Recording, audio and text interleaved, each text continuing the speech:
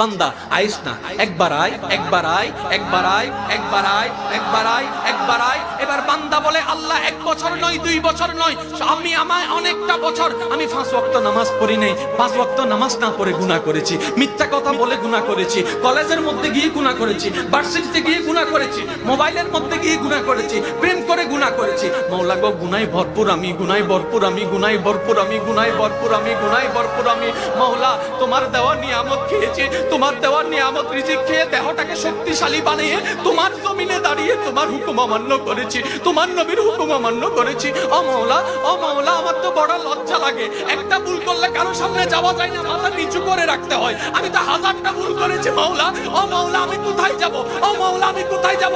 আল্লাহ পাক বলে বান্দারে, পৃথিবীর শ্রেষ্ঠ উদাহরণ মায়ার জন্য, মমতার জন্য, দরদের জন্য, মমতার জন্য মায়ের উপমা দেওয়া হয়।